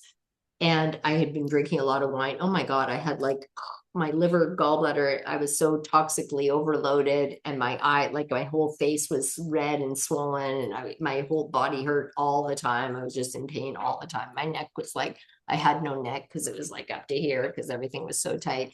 And then when I started paying attention, I'm like, oh, okay. That's when I started, I mean, in addition to all the other healing that I started doing, and this was even before I started using the REDjuvenator, I started because I hadn't created it yet. I started drinking beer and appreciating beer, even though I was never really much of a beer drinker, but I started getting into microbrewery beers and appreciating the subtle nuances and the flavors and that in beer, because beer is cooling. So I'm like, okay, so I can still have an alcoholic beverage, but not the hot, super hot wine. Because I trained as a sommelier while I was living in Italy. I was very big into wine and like knowing everything about wine. And when I realized this is really exacerbating all these health symptoms that I'm having, and I had no clue, other than the fact that after I drink wine, I'd feel like crap. But I was also eating a lot of garlic, and a lot of onions and a lot of all the stuff that I tell people now. Don't do that. I speak from experience. When you cut out all of those heat forming things, and I've actually advised people, there was when I had years ago, when I had bad dental filling that threw up my jaw, and then I had an atlas misalignment. And anyway, I was going to this guy that's a physiotherapist for doing like dry needling, trying to get my jaw and my atlas back into alignment. Anyway, it was a total waste of time, other than the fact that I helped him a lot with his health stuff, because he was like scheduled for 3 surgeries, and he was like had hemorrhoids, and he had all this stuff. He had his knees were like honking out. And, in the process of him working on me, and I'm like, and he's telling me all of his health problems. And I'm like, what do you eat? Like, what do you eat? What do you drink? And he tells me, I'm like, do you eat spicy food? Oh yeah, I love spicy food. I eat salsa all the time, like super hot salsa. And I love, and how about alcohol? Do you drink alcohol? Oh yeah, every day. I either have wine or margarita or something. I had like all this high heat forming alcohol because it's like stressful, and I feel like crap afterwards, and then I'm like, what about coffee? Oh, I drink coffee all day long because I'm so tired. So I drink coffee. I start in the morning, so all this stuff that's like all this super hot, and then the cooking and putting onions, garlic in his food, and the like all the other hot stuff, the spicy, the salsa. I'm like, all of the stuff that you've got going on, the hemorrhoids and the knee, all the knee stuff. And he had something else, I can't remember. But it was all heat related. I'm like, all of that is from too much heat in your body. I said, if you want to experiment, I would recommend cut way back on all that stuff. You don't have to eliminate it completely, but cut way back on it and see what happens. So I go back to see him the following week. He's like been doing that for a week. He's like, oh my God, my hemorrhoids are gone. My knee stopped hurting. I canceled 2 surgeries because he realized the stuff that he was putting into his mouth was actually creating the health problems that he was having, that he was going to go and make them even worse by getting surgery. Anyway, so he was, a convert. And after that, I'm like, okay, that's good. What you're doing for me isn't helping. So I figured out how to fix what I had going on anyway, because I ended up reverse engineering what was the blockage in the energy system on the gallbladder, bladder, or the meridians. Anyway, that's a whole other story. I think I've shared it in the group, but anyway, Okay. that tells you how fast things can change in your physical body when you stop, like opening up the windows on a 100-degree day and your air conditioner is already struggling. So, and that's just one. Got it. Yeah, but I do see that a lot with the heat adding and exacerbating the heat symptoms and constipation and the dryness and all that stuff. All right. So look at doing some liver and kidney protocol. What about the hearing loss? Oh yeah, so hearing loss, anything like, okay, your niece, right? Screaming in your ear. That, like anything that our bodies should be able to recover. That's why I was saying earlier about if you're, I'm in a smoky environment, or I'm in, Montana and there's a bunch of forest fires going on and I'm breathing in way more smoke. That it's like when you stop being exposed to that thing, your body, if it's working properly, will go, okay, good. Now we're gonna clean out all the smoke that's accumulated. Oh, I think that just was one of the things. I mean, that happened like 30 some years ago. As an analogy, because so you're never going to have just one thing that's going to create the problem. So that's where, but you had that additional stressor when you already had a weakness in that energy system, which is kidney bladder energy system, which governs hearing. So, and you're noticing the hearing loss on that one side because of that additional stress on that one side. But what is it, the left side? Yes. The left side. Okay. And you noticed a decline, like, is it getting worse over time, or is it just kind of like it got bad and then it stayed at that level, or is it seems to be stable. I mean, it's I have a problem when people do not pronounce their consonants. They're like mumble. The mumbling is what will get to me, and I can't hear them, and I have to ask them to repeat. With other people, I have no problem at all. Okay. But I do know there's a weakness because, like, if I'm listening to something on TV, that's where I will see it. Yeah, more. it sounds like it's probably more the lower frequencies. Right. Yeah, right. that you're not picking up. Okay. Well, anyway, so that's governed by kidney bladder energy. And that's why it's one of the typical things that you see with when there's a situation of accelerated aging and people lose their hearing or they start having a decline in hearing, where it's not something like, oh, I work in the music industry and I'm constantly bombarding my ears with loud, vibrations that are harming the physical structure, but even that's healable and reversible. But I'm talking about natural, progression of decline in a situation. Well, it's not natural, it's a common situation of decline when people's kidney energy gets depleted as they get older, because that's what I was talking about earlier. When you've got it, if you have a nice full main gas tank, you're never going to be dipping into your kidney energy reserve tank. It's when you go through and it's like, my main gas tank is empty, now I'm dipping into my reserve tank, and that's where you're going to start seeing the accelerated aging symptoms, including hearing loss or osteopenia or osteoporosis or teeth problems. And yeah, well, I'm on my 81st trip around the sun. Yeah. So, but and it's been in the last year that I noticed the hearing really. Yeah.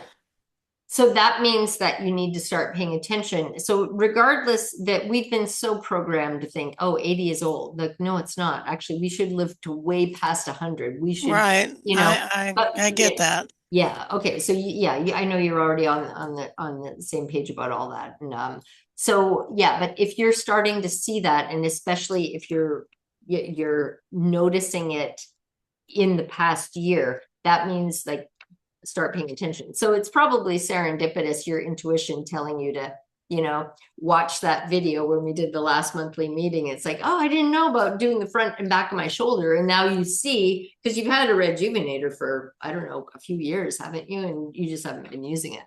I think I got it at the beginning of the COVID crap. Yeah. Yeah. I think that's when I got it. It was somewhere around there. And it's kind of been sitting in a closet, or no, it's right by the bed. It's just, and I've used it on and off.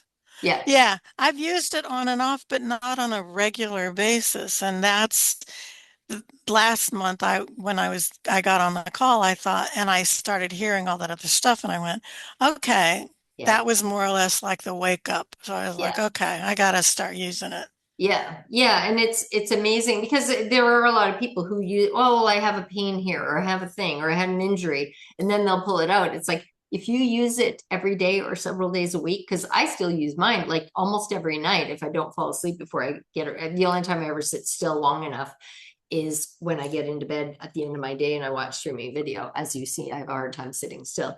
And I but yeah, sometimes so I'm gonna do a number 3 treatment or number 6. And those are the two that I use all the time. And then I'll start watching streaming video, and then I'm like, like didn't get to do a treatment. But otherwise, almost every night I do one or the other or both. And it's just like it keeps my main gas tank nice and topped off.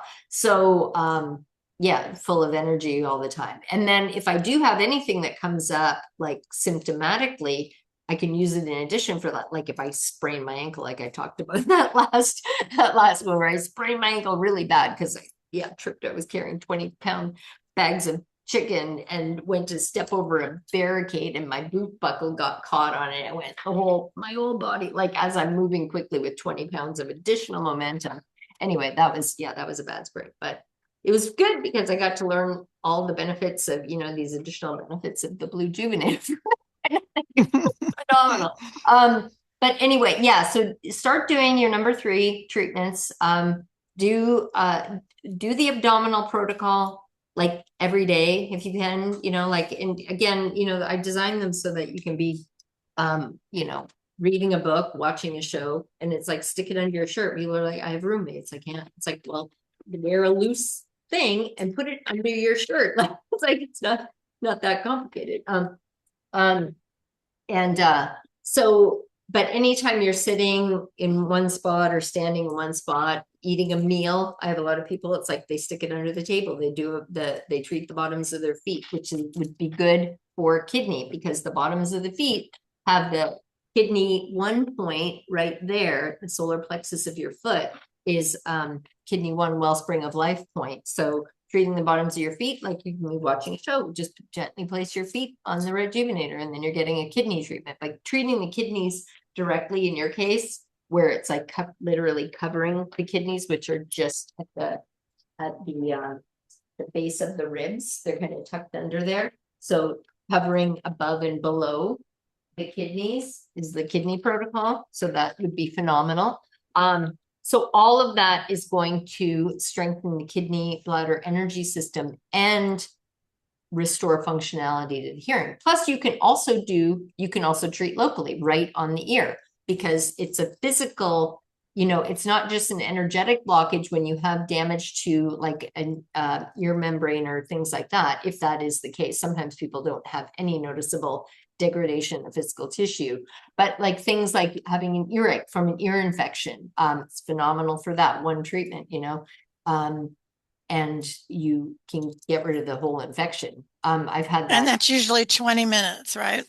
Yeah, and you can always do longer than 20 minutes. 20 minutes is like 20 minutes or longer. People forget about that or longer part. Okay. 20 minutes is the time that it takes for the full circulation of the quantum healing energies to circulate, to do a full circuit in the energy body system. So that's why it's 20 minutes, but that's the same thing. Energy medicine treatments, 20 minutes, acupuncture treatments. I mean, for people that, if they even remember this, somebody just joined the call now, the very end, they must have gotten time wrong. Or is that, okay.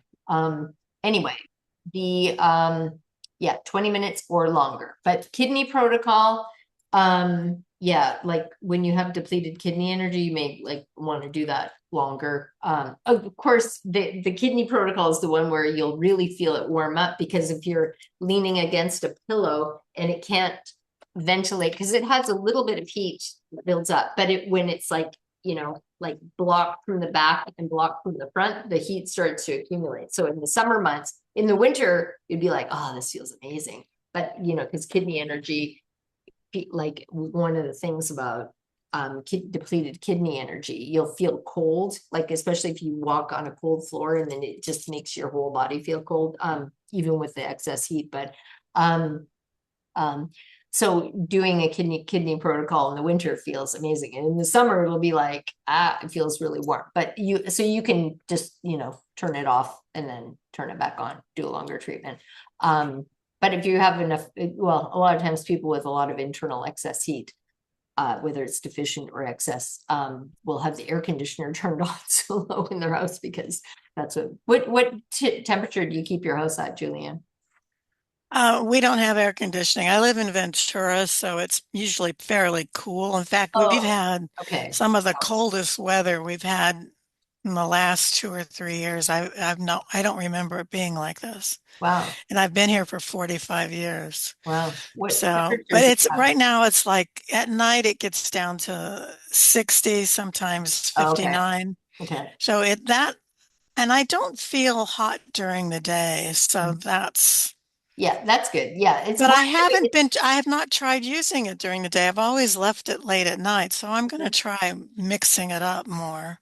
yeah, and that's the other thing I tell people. It's like, depending on what you've got going on, doing different times a day, but it's going to be unique to every individual. But for Right. me personally, I literally don't sit still long enough to be in one spot to do a it's the only time I do it is at night, other than when I did have that severe ankle sprain and I had to sit down in the middle of the day where I'm like, and that's when I'm out to city. Yeah, well, Yeah, I have been using it because I've got a knee injury that I've had on and off for years, and I've been treating it because it got activated.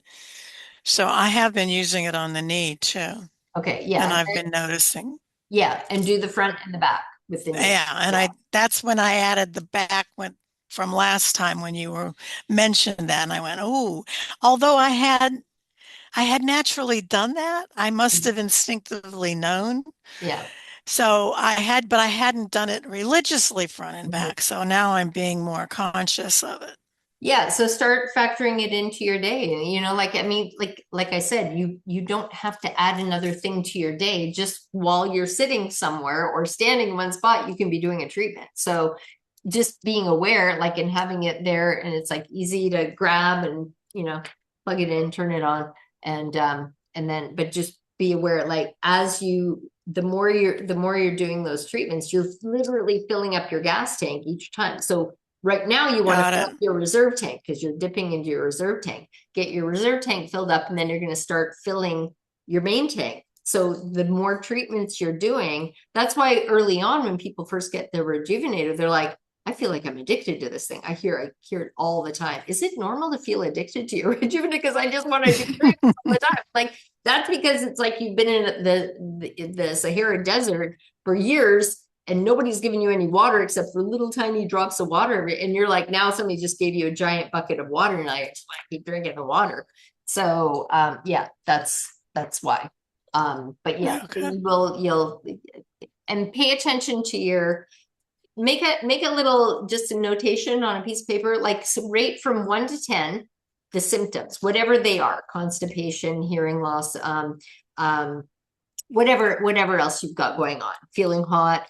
Rate it on a scale of 1 to 10, with 1 being like I barely notice it, 10 being like it impacts my life, and I notice it all the time. And give each one a number, because that way it's very hard once you're healing something to remember how bad it was before. So when you assign, go ahead.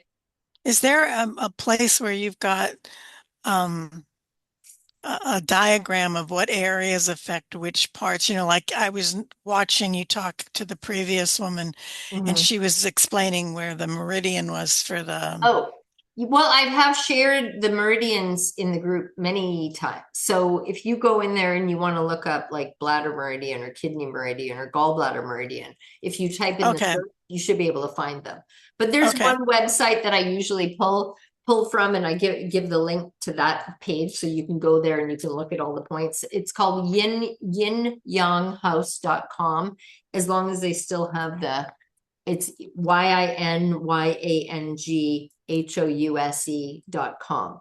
they have a really good way of organizing all the meridians. So you've got like tabs at the top. I can tap on one thing and I can see the gallbladder meridian. Then I can look at the gallbladder meridian diagram. I can tap on each point and see what does that point do. Of course, it's all just Chinese medicine perspective, but still, it's a great resource for being able to see the Chinese versions of the meridians. And then with the Masanaga extension of the meridians, I have shared those in there a number of times. Those are harder to, like, it's really hard to find individual diagrams of those, but I have shared parts of, you know, the individual meridians in the Masanaga. Because things like when people have carpal tunnel, they have no clue, like typical, you know, TCM acupuncturists don't understand that that's actually related to liver gallbladder, because the gallbladder meridian literally goes down here, but they don't know that part. They don't know that part of the meridian. And all the meridians have those parts, like meridians that are typically known to go to the legs and the trunk actually have the arm part too, like gallbladder being one of those. And then there are other meridians that are known to have, like, you know, arms to head, but they also have body and legs, but they got lost from the Chinese system a long time ago, like centuries ago. So anyway, but yeah, in the group, they're all in the group. All right, great. Thanks. All right, thank you. And Melinda's had her hand raised very patiently for a while. And Melinda's going to be our last one. Oh, Katie, are you talking to me? Because I see your mouth moving, but you're muted. Well, Katie asked in the chat about the ringing in the ears. I swear, it's like, I forgot to tell you at the beginning, I'm not a chat. I can't do chat and talking and like, it's like, okay, what about healing tinnitus? Yes. Okay, who was that? Oh, that was Tanya, iPhone. Yes, let's cover that. Tinnitus there's two parts. I'll give you the Reader's Digest condensed version. I've talked about this in the group also. Two types of tinnitus. There's the high-pitched kind, which is liver gallbladder related, where it's like that. And especially, like, people will often notice if they get stressed out and they're like, you know, and then there's the kidney kind, which is low foghorn type, where it's like that kind of thing. Or insects buzzing is another way that some people describe it. But so two different treatment protocols depending on the type of tinnitus. So whether it's the liver gallbladder kind, high pitched, which is probably more common, or the kidney kind, which means dipping into the reserve tank. So all the stuff that we talked about earlier would relate also to tinnitus. So you're going to see, I used to have terrible tinnitus in my left ear, and probably in my right ear too, but it was more noticeable for years. Just like it was just normal, like because I had all that liver gallbladder, like the stuck energy and toxicity and toxic overload. My liver didn't detox properly. So if I drank even a small amount of alcohol, I felt like crap for days. And now I have this fully functioning liver. But yeah, so the tinnitus, just I never treated my ear, and I wasn't doing the detox protocol very much. This is like early on, because the detox protocol came about, well, I'm not going to get into all these tangents right now because we're already over time, but and I want to talk to Melinda. But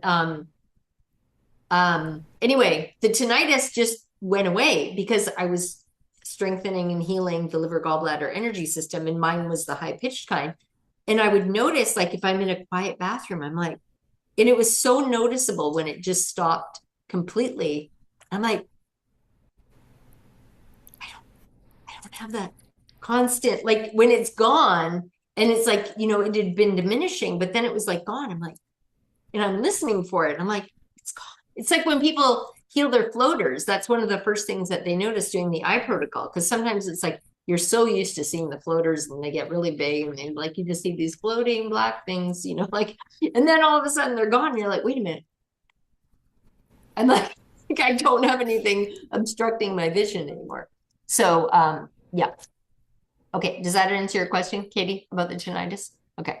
We can go into more detail about that in the group also, or next time or whatever. But if you have a specific individual that has the tinnitus, then I would be asking you more questions about what are the other things that they've got going on. Okay, Melinda.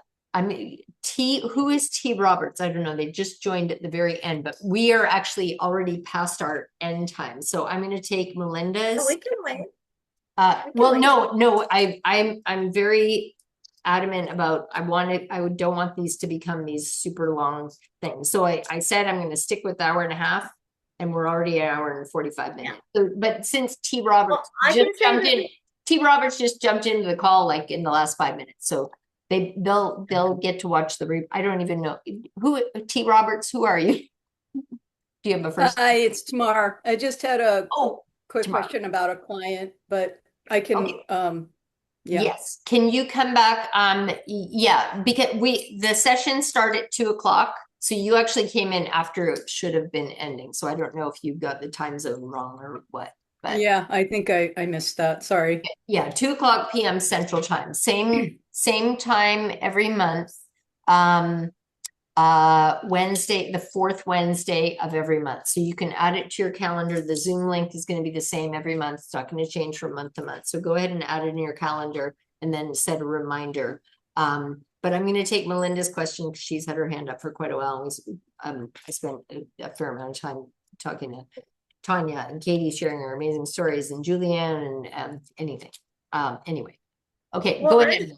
I'm just curious. I'm excited. My praise is that Bunny and Katie, I didn't try their REDjuvenators, but they were having positive results from it. So in May is when we got ours.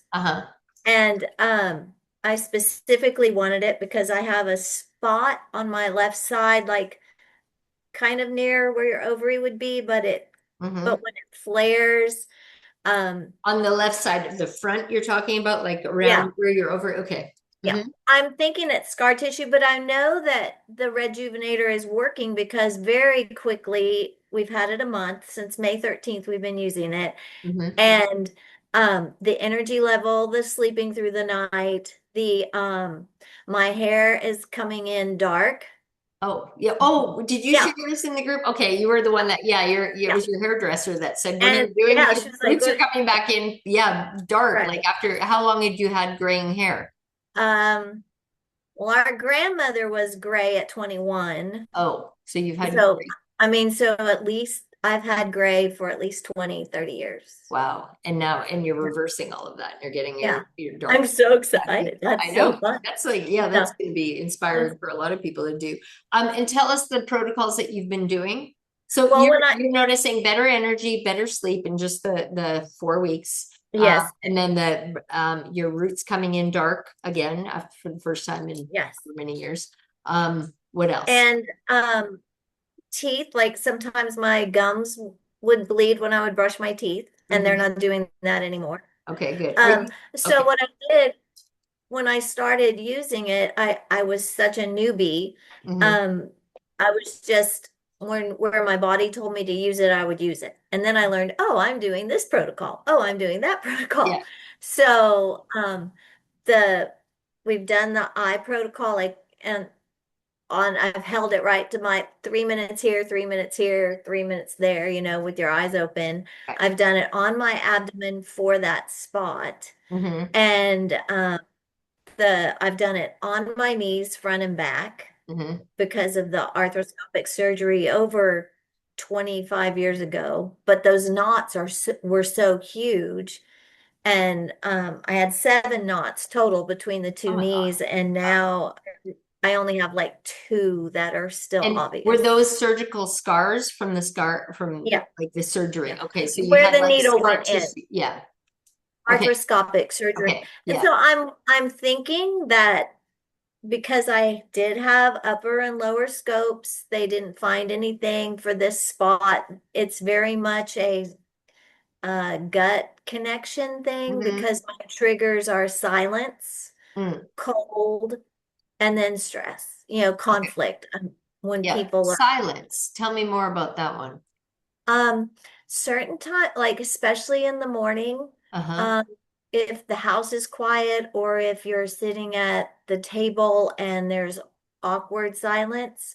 Oh, Um, okay. in the morning trying to get ready for work, if I've got to turn background music or something on because that silence, it will cramp up, it will knot up, and it will feel like back labor. Like Yeah. you're having back labor when you deliver a child. Yeah. It's not fun. And so that's my main goal to work at healing. So my question was, do I need the GREENjuvenator, and am I doing the right protocols? All the rest was Well, just obviously you're doing, yes, you're following your intuition. The protocols are meant to be like super easy anyway, like, right. So you're doing your abdomen. Are you doing the detox protocol? Did you? Yes, and Okay. that makes it flare a little bit. I don't get the back labor flare, but I Okay. figure I'm working through something. Yes, I call that the kink in the hose phenomenon. So yeah, sometimes it's like you need to, if you get like a bottleneck effect like that, then just take a break or do the detox protocol, but not every day, and focus more on the abdominal protocol to gently strengthen liver gallbladder energy system, which is going. But I feel like the pain in the lower left that's caused, the silence, stress, and what was the third one? Cold. Cold. Yeah. If It's I like get a cold, like I've got to deficiency. wear socks. Yeah. Do you remember from childhood, what was your childhood like? My sister's on the call. Okay. No, I had a good childhood, but we had a mom who her favorite mode of operandus was the silent treatment, and Yeah, I'm that's what wondering I was if gonna that's say. where That it tells me triggered. that's like bringing up, what your body, your energy body has it locked in as like a trauma. So having that uncomfortable silence in the morning, and you have to have the background music because it triggers that. You still got a blockage of energy, which can be released. And keep doing more treatments, but I'm going to tell you one in particular to do. Because as soon as you said that, I'm like, that's from early childhood. There's something like somebody used that as a method to punish. And so you're not comfortable with uncomfortable silences, and it causes that immediate physiological response, and the cold and the stress. I feel like that's more related to kidney bladder energy, especially because you feel it in the front, and then you feel like that childbirth labor. That's like the kidney meridian that goes up here, up to kidney 27s. A lot of times when people have stuck energy in the front, it will manifest in the back, like back pain. You can actually treat locally, but you can do something where you actually can stretch out the meridian, which will help to alleviate it even faster. And focusing on stretching the front of your body without straining your back.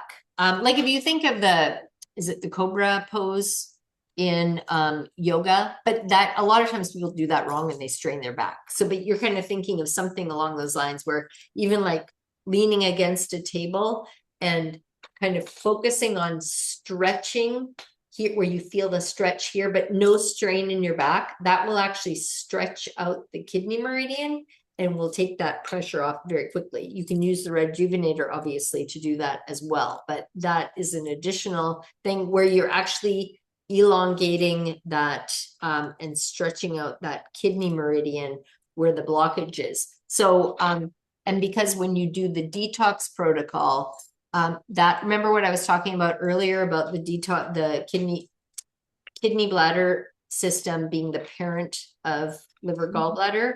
So if you're doing something like the energy stuck in liver gallbladder and you try to push it like too much too soon, it can have an immediate impact on the parent again. So it's kind of like, again, the petulant child, like throwing a temperature, like I'm getting the energy to move, but it's like, it's stuck. It's like, can't think of it, like a bottleneck effect, what I call the kink in the hose. Like you've got a kink.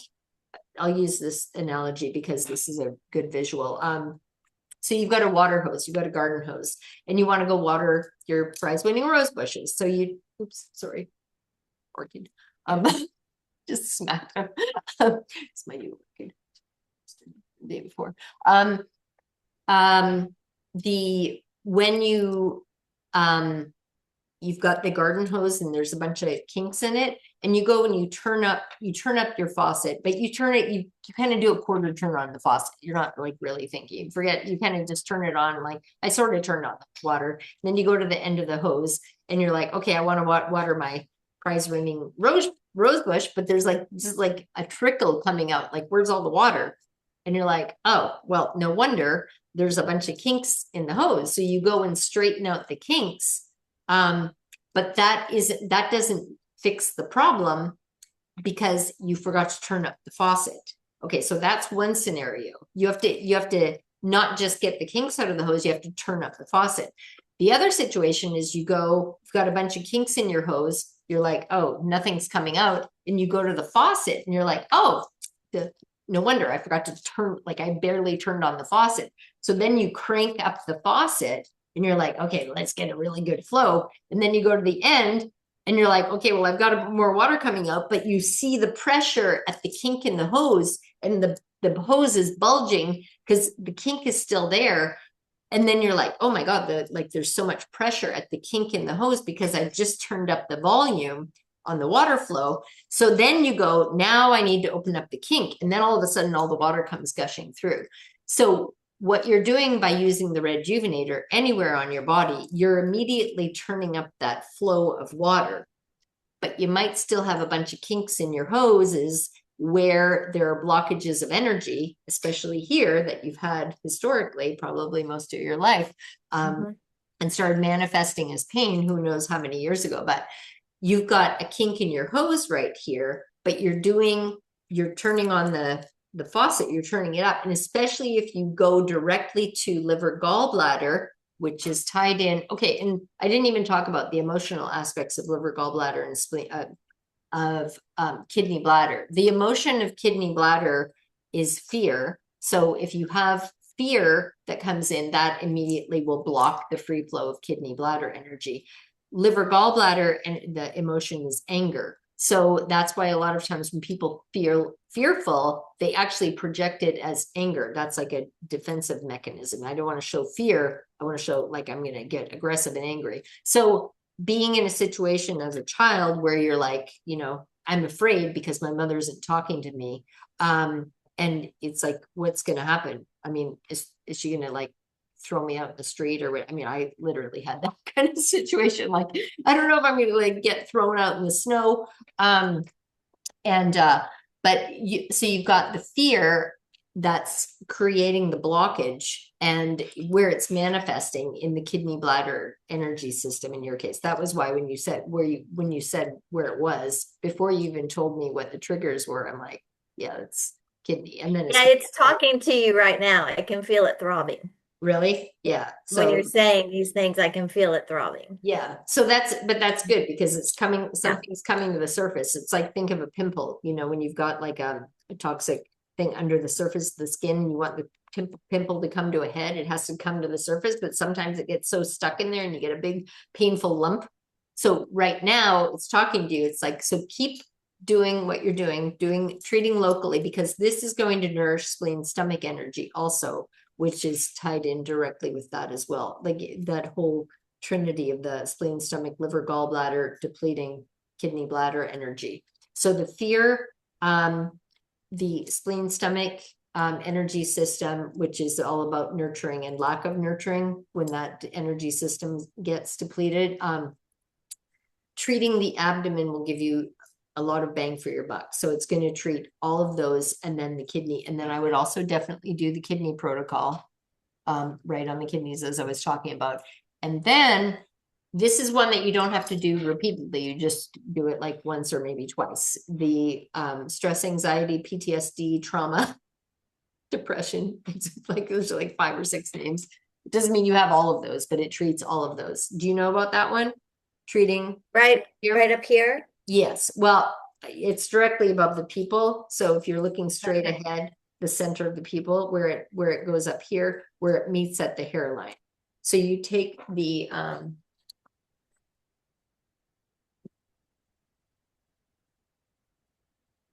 you take,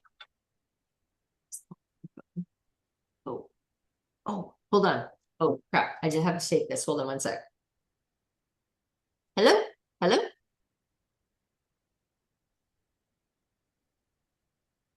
Okay, great. I'll see him in a bit. Thank you. Okay, bye-bye. We have gone. I have a contractor look at my fridge. Anyway, yeah. So the center cluster, oh, you can't even see. The ones that look like they're not lighting up, that are near infrared. Right. You take it's easiest to do the center. This is a good way of explaining the stress, anxiety, depression, PTSD protocol, because I explained this in the group. Take your one, can you see actually I'm going to turn it off for this because you know the part that I'm looking at here. Right. Right. So take one thumb, cover this hole on the side, and then take your other thumb, cover this hole, and then you kind of, no matter what you do with the panel at that point, you can imagine where the middle is because of imagining a line that's going to connect these two. Does that make sense? Yes. Like you can just because if you're going like this and you're going, where's the middle? Like, I don't know, am I on the right spot? But if you do that and you put your thumbs over the hole and then you hold it, like I know exactly, like I'm on the middle of the panel right now, see where the logo is on the back, like I'm right on the right spot. So, and do 4 minutes, and you can do left or right first, whatever feels right to you. 4 minutes on the right side, 4 minutes on the left side. That's that protocol. And you can, while you're doing it, you don't have to, but it gives even more oomph if you focus on the sensation, focus on that area, focus on the things that would exacerbate that blockage of energy, that bottleneck, where you've got the kink in the hose. Mm-hmm. And you do that, and it's like a complete factory data reset. So it's really phenomenal for getting rid of blockages even that you've had for decades. And you can watch one of the videos on my YouTube channel. It's about some Iraq veteran for 18 years had severe PTSD and all kinds of physical symptoms that went along with it that just kept snowballing and getting worse and worse and worse and worse. That's probably the only video I haven't watched. Oh, okay. Yeah. Watch that one. Yeah. Anyway, okay. But yeah, so after a month of having all this, his digestion improved because he hadn't been able to eat all kinds of foods and he was in constant pain all the time. And this was for 18 years, all the pain stuff. And he's like, I'm having all this amazing stuff, but I still have the typical stuff that goes with the PTSD. I can't remember anything. Somebody tells me something and 5 minutes later, I can't remember our conversation. Or the stress, the constant ruminating thoughts, or anything where you're always on the edge, any little loud noise. And it's he said, is there anything I can do for that? And memory, focus, concentration. I'm like, oh yeah, the PTSD protocol. Did you try that? He's like, no, I don't even know about that one. So I told him.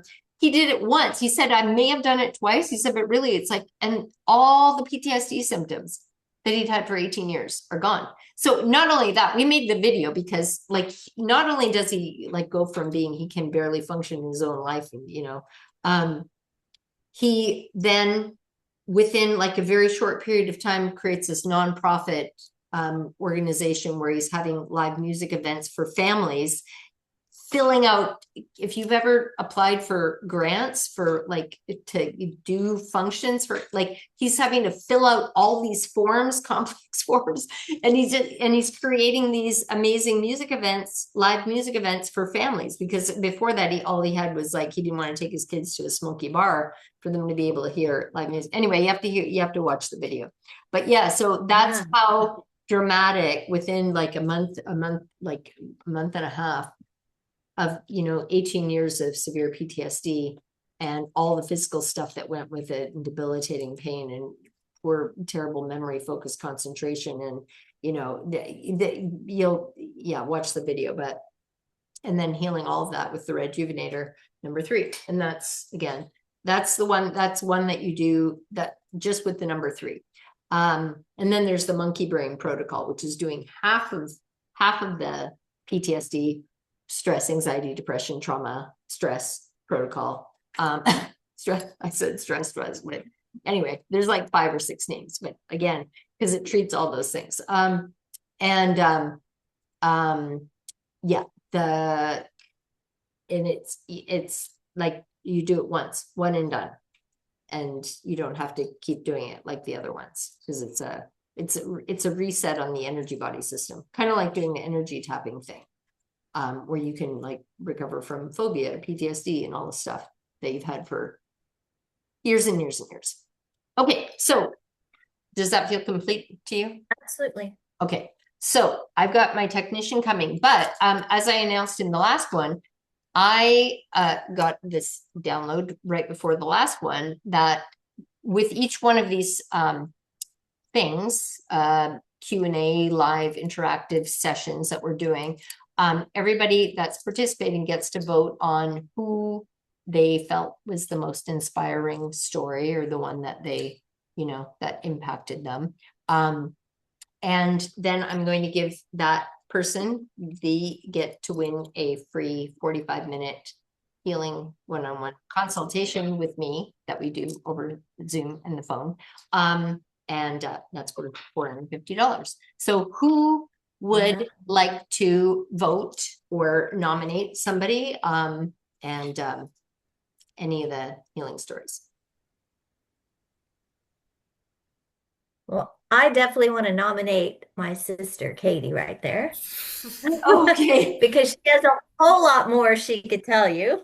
Okay. I think it would be amazing. Yeah, she had 3 phenomenal stories. Okay. Does anybody else want to chime in? I would that. Oh, wait, both sorry. Bunny and Julianne started talking at the same time, but go ahead. Okay, I was just second Katie. Okay. Aww, Super Katie. Bunny. And Julianne? I'm torn between Katie and the woman in Canada with Tanya? with the yeah. Tanya with the I'm torn between the two of them, but okay. I think they both had incredible stuff. Okay, well, since Katie got 3 or 2.5 votes, since Julianne's won, and Tanya got 1. Yeah, Tanya had some amazing. She's going to have another opportunity because she's going to come back and give us more updates. But all right, so Katie, you're the winner. So I will you congratulations. You send me an email, and then I'll reply and I'll give you my calendar booking link so you can schedule a call time with me. Do you have my email address? You. You've emailed me before, I think, haven't you?